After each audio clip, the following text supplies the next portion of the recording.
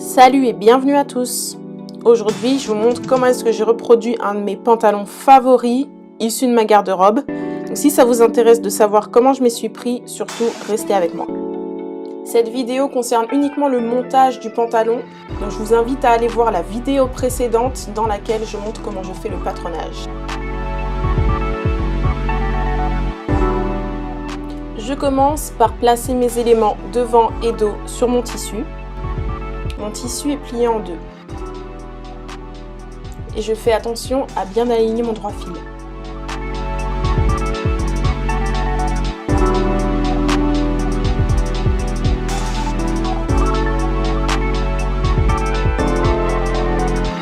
J'ajoute ensuite les valeurs de couture.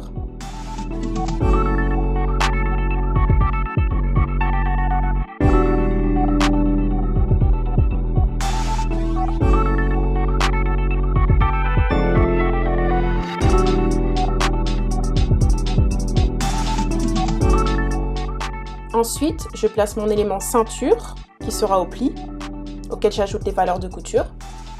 C'est tout à fait optionnel, mais je choisis un autre tissu pour couper mes poches. Donc si vous avez vu la précédente vidéo, vous allez comprendre pourquoi j'ai qu'un patronage pour mes deux éléments de poche. Donc ce que je vais faire, c'est faire un élément déplié, comme ceci.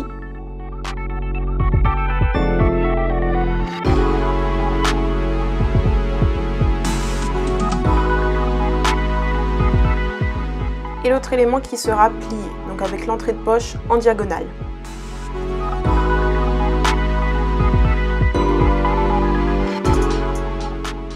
Voilà à quoi ressemble mon dessus et mon dessous de poche. Je suis censée avoir deux éléments de chaque. Je vais ensuite couper un petit élément dans le tissu principal qui va me permettre de camoufler mon entrée de poche. En effet, je n'ai pas envie qu'on voit le tissu noir à l'entrée de ma poche. Je vais placer mon élément de poche le plus grand sur le tissu principal. Je coupe autour de ma poche pour prendre l'empreinte, pour avoir la même forme.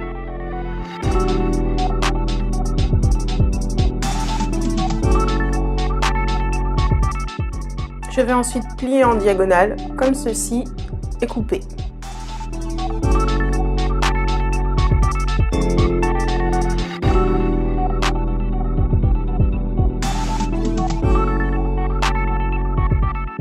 Je vais ensuite venir surpiquer cet élément à ma poche, à cet endroit.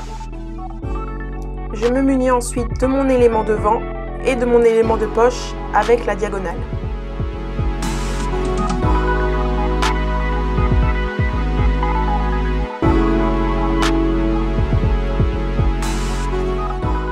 Je place ensuite endroit contre endroit la partie diagonale de mon élément devant et la partie diagonale de ma poche.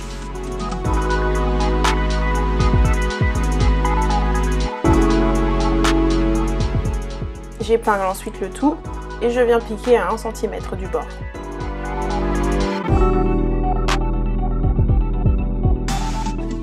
Et voilà le résultat. Je viens ensuite dégarnir ma couture, c'est-à-dire que je viens réduire ma valeur de couture afin qu'elle fasse moins de 0,5 cm.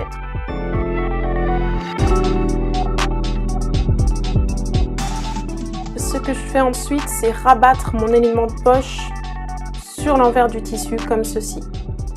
Et je viens tout maintenir à l'aide d'une surpiqûre nervure à 2 mm du bord. Je prends ensuite mon élément de poche le plus grand et je viens le glisser à sa place au devant pour avoir mon élément en entier. Ce qu'il faut ensuite, c'est maintenir les deux éléments de poche, le dessus et le dessous, ensemble. Donc je les place endroit contre endroit.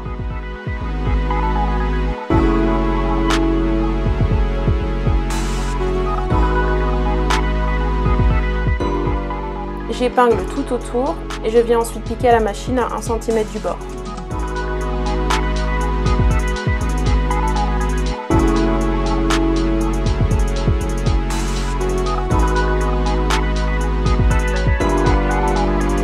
J'utilise également la surjeteuse pour éviter que mon tissu s'effiloche. Vous pouvez très bien utiliser le point zigzag de votre machine familiale.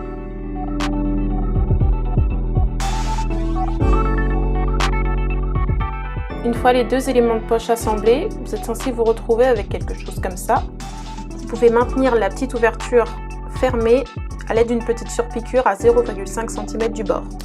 Une fois que les poches ont été assemblées sur les deux éléments devant, je vais pouvoir assembler la fourche au devant. Donc je place mes deux éléments devant endroit contre endroit et j'épingle à la fourche.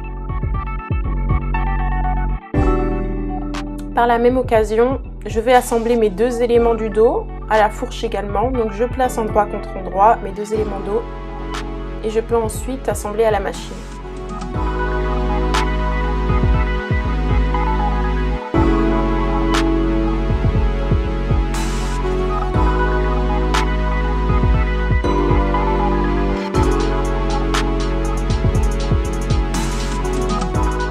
Il est important de repasser ces coutures afin qu'elles soient bien plates et qu'elles ne grignent pas.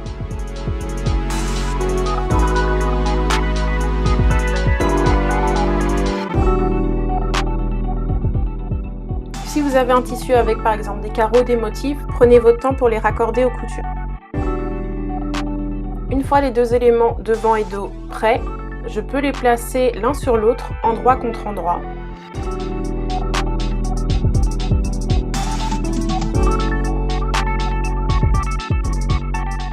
Pour ensuite assembler aux côtés.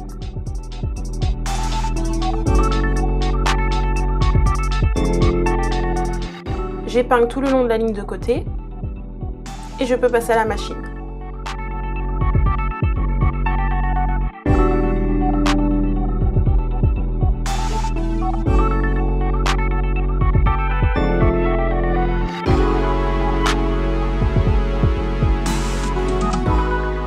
Une fois les deux côtés assemblés, je vais passer à l'entrejambe.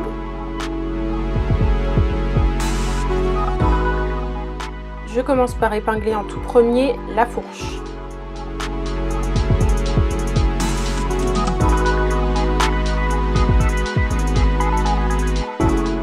Pour aligner mes deux coutures, ce que je fais, c'est que j'aligne la couture du devant et du dos, l'un sur l'autre, comme ceci. Je prends ensuite une épingle que je fais passer par la couture de l'un pour ensuite le faire traverser à travers la couture de l'autre.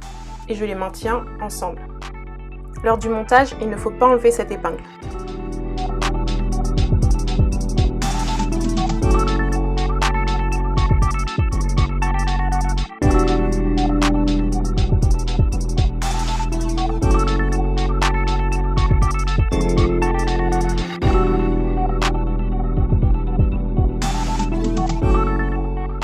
Je n'oublie pas de passer toutes mes coutures à la surjeteuse pour plus de propreté.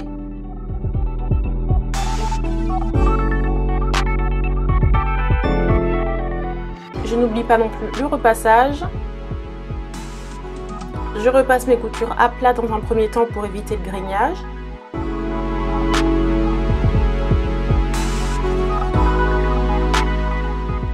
Et ensuite, je couche mes coutures vers un côté pour qu'elles soient bien plates et jolies.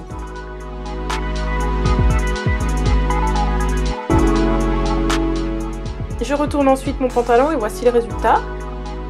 Je vais enfin pouvoir passer à la ceinture. J'ajoute du thermocollant à ma ceinture pour plus de maintien.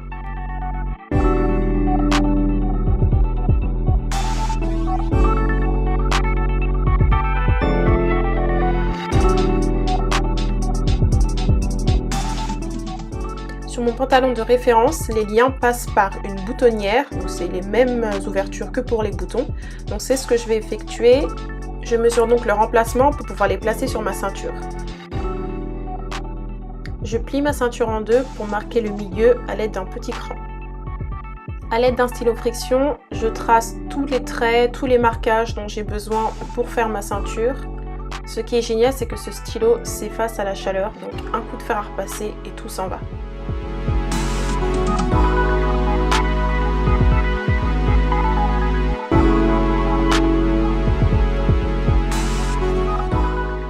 Ma ceinture est pliée en deux, donc mes boutonnières sont à placer que sur une moitié de ma ceinture. C'est pour cela que je ne les place pas en plein milieu de mon rectangle. La longueur de mes boutonnières est de 1 cm.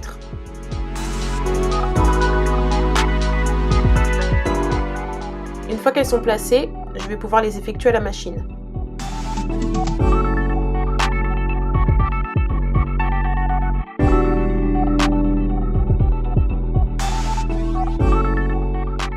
Je vais fermer ma ceinture, je la plie en deux et j'assemble à 1 cm du bord.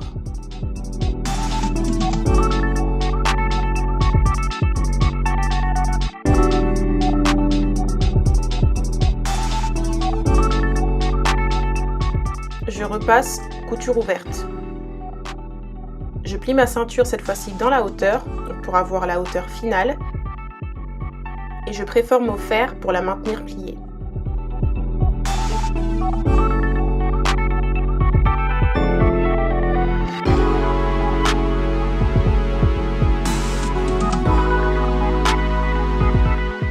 Pour assembler ma ceinture à mon pantalon, je place ma ceinture endroit contre endroit avec mon pantalon.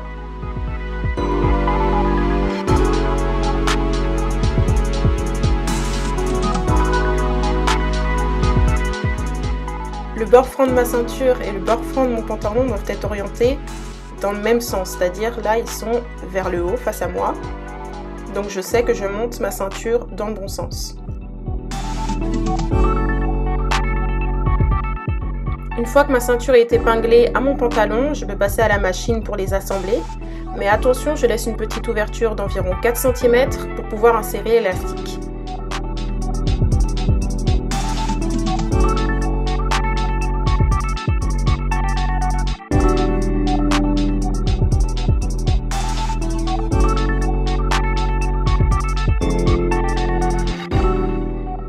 Et voilà à quoi ressemble mon pantalon. Et j'ai bien la petite ouverture à la ceinture. J'insère mon élastique à ma ceinture à l'aide d'une épingle à nourrice. Cette épingle va me permettre de faire glisser mon élastique à travers ma ceinture. Je glisse mon élastique dans la petite ouverture de 4 cm que j'ai fait et je vais la faire glisser à l'intérieur de ma ceinture.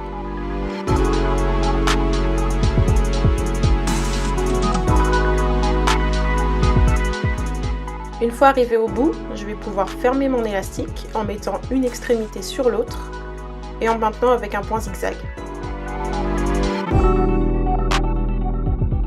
Avant de fermer l'élastique, je vous conseille de vérifier si votre élastique est resté bien droit et qu'il n'a pas tourné, qu'il n'a pas vissé à l'intérieur de la ceinture.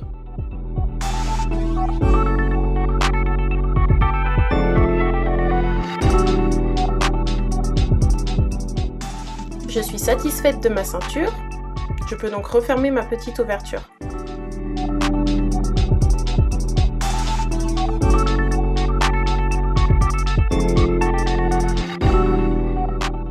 Je surjette ma couture pour qu'elle soit propre. Je vais maintenant reproduire les 2 surpiqûres qui vont permettre d'insérer mon lien à ma taille.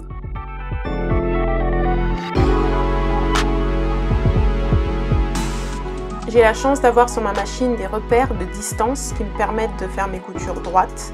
Si vous n'avez pas ça sur votre machine, je vous conseille de placer un morceau de scotch à la distance que vous souhaitez et cela va vous servir de repère. J'effectue mes surpiqûres en pensant à bien tirer sur l'élastique, à bien détendre l'élastique. Si vous ne tirez pas sur l'élastique, cela risque de bloquer l'élasticité et l'élastique sera donc plus d'aucune utilité.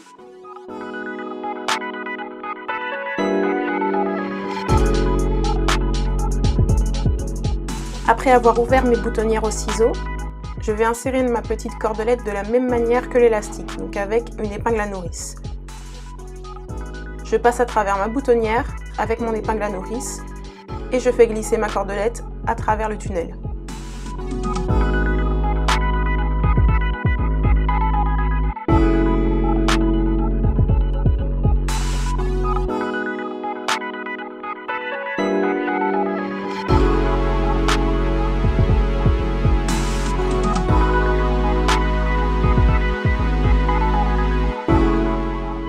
Une fois arrivé au bout, voilà le résultat.